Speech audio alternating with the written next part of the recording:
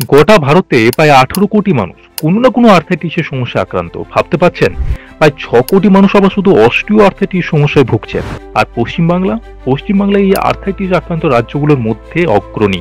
এখন আপনাদের মাথায় প্রশ্ন আসতে পারে যে আর্থ্রাইটিস কি? না, আর্থ্রাইটিস হলো এক ধরনের জয়েন্ট বা অস্থি সন্ধির রোগ। মূলত এই যে আর্থ্রাইটিসের যে সমস্যাটা, এটা তৈরি হয় তখনই যখন আমাদের দুটো হাড়ের মাঝখানে থাকা কার্টিলেজ ক্ষয় পেতে থাকে।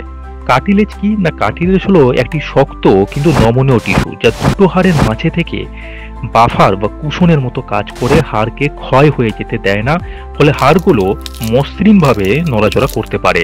বয়স বাড়ার সাথে সাথে আমাদের ওজন যেমন বৃদ্ধি পায়, তখনই কার্টিলেজের ওপর চাপও বৃদ্ধি পায়। এর ফলে হাড় ক্ষয় হওয়ার ঝুঁকি বেড়ে যায়।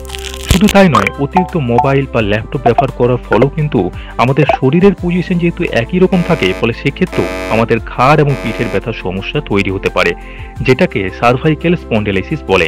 আর্থ্রাইটিস এই সমস্যার প্রাথমিক সমাধান কিন্তু এটাই যে প্রতিদিন আপনাকে নিয়মিত করে হাঁটাহাঁটি বা ব্যায়ামের মাধ্যমে ওজন কমানোর চেষ্টা করতে হবে, যাতে আপনার ওই কার্টিলেজের ওপর চাপ না বেশি বৃদ্ধি পায়। এছাড়া ক্যালসিয়াম সমৃদ্ধ খাবার আপনাকে খেতে হবে। দুধ, দই, পনির, বিভিন্ন শাকসবজি, পালং, মেথি বা ফলের মধ্যে আঙুর, কমলা লেবু, বাদামের মধ্যে যেমন কাজু বাদাম, আখরোট, আমন্ড, এইসব কিন্তু খেতেই হবে। তবে কিন্তু আপনার হাড়ের ক্ষমতা বজায় থাকবে। এই কার্টিলেজ যদি একেবারে ক্ষয় না পায়, তাহলে কিন্তু আপনাকে সরাসরি সার্জিক্যাল অপারেশনের মধ্য দিয়ে যাওয়ার প্রয়োজন হয় না।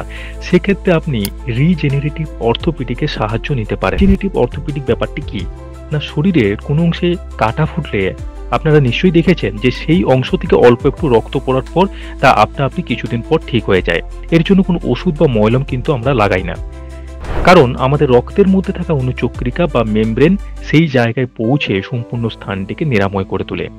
ঠিক একইভাবে যখন কার্টিলেজ একেবারে ক্ষতিগ্রস্ত না হয়, তখন আমরা এই রিজেনারেটিভ অর্থোপেডিকের সাহায্য নিই। এক্ষেত্রে শরীরের অন্য জায়গা থেকে এই প্যাটিলেট রিচ প্লাজমা বা বোন মেরুকে কালেক্ট করে সেই ক্ষতস্থানে প্রয়োগ করা হয়। ফলে মাত্র 2-3 মাস সময়ের মধ্যেই বিনা সার্জিক্যাল অপারেশনের ছাড়াই অনেক কম খরচে আমরা কিন্তু সুস্থ হয়ে উঠতে পারি। তবে হ্যাঁ, কার্টিলেজ একদম ক্ষতিগ্রস্ত হলে সেক্ষেত্রে আপনার অপারেশন করা কিন্তু বাধ্যতামূলক। এই তথ্য সম্পর্কে আরো অধিক জানতে ডেসক্রিপশনে থাকা লিঙ্ক থেকে দেখে নিতে পারেন সবকিছু।